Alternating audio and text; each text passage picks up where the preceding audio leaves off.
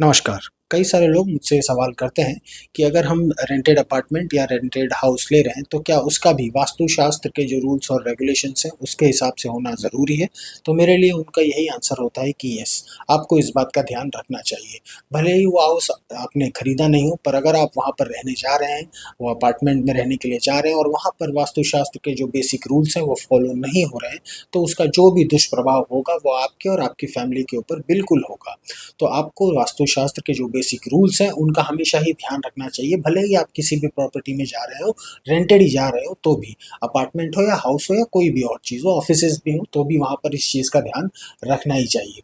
अब इसको दूसरे तरीके से के देखते हैं। अगर इन केस कोई व्यक्ति है जो सिर्फ एक प्रॉपर्टी हाउस या अपार्टमेंट खरीद रहा है सिर्फ इसलिए ताकि वो किसी और को रेंट पे दे सके, जस्ट एक प्रॉपर्टी बिल्ड करने के लिए, तो क्या उसका भी असर हमारे ऊपर पड़ेगा? तो यस, उसका असर आपके ऊपर तो नहीं पड़ेगा बिकॉज आप वहाँ पे रह नहीं रहे, बट क्या उसका भी वास्तुशास्त्र के रूल्स से होना ज़रूरी है? तो मेरे हिसाब से उसका भी वास्तुशास्त्र के जो रूल्स हैं उनको फॉलो करना ज़रूरी हो जाता है।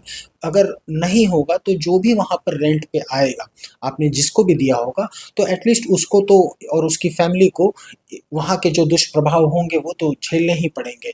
और हो सकता है 7-8-10 महीने में ऐसी प्रॉपर्टीज़ में से लोग बार-बार छोड़ के जाते रहें। इससे आपका बहुत ज़्यादा फ़ायदा नहीं होगा, आप प्रॉपर्टी की वैल्यू बिल्डअप नहीं कर पाएँगे और हो सकता है उस प्रॉपर्टी की मार्केट वैल्यू खराब भी हो जाए, लोग बोलने लग जाएँ कि भई वहाँ पर रहना ठीक नहीं है या वहाँ पर रहने से हमारा नुकसान होता है। अगर आप ऐसी कोई प्रॉपर्टी ले रहे हैं, सिर्फ़ इन्वेस्टमेंट पर्पज़ के लिए ही ले रहे हैं, तो भी आप इस चीज़ का ध्यान रखिए कि वहाँ पर वास्तुशास्त्र के जो बेसिक रूल्स हैं वो फॉलो हो रहे हों, ताकि जो भी वहाँ पर रहने के लिए आए उसका थोड़ा-सा प्रगति हो, वहाँ पर उसको जो अच्छे प्रभाव हैं वो मिले, ताकि जब आने वाले सालों में आप उनसे ज़्यादा रेंट माँगे, तो वो इस बात के लिए कैपेबल हों कि वो आपको उतना रेंट दे सकें और क्या पता भविष्य में चल के वो आपसे वो प्रॉपर्टी खरीद लें, क्योंकि उनकी वहाँ पर रहने से इतनी प्रगति हुई है।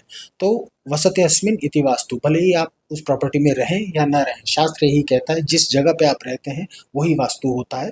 तो वो रेंटेड ही सही, अगर आपका जो प्रॉपर्टी है उसको हमको वास्तुशास्त्र के रूल्स के अकॉर्डिंग बिल्कुल रखना चाहिए। बहुत बहुत धन्यवाद। नमस्कार।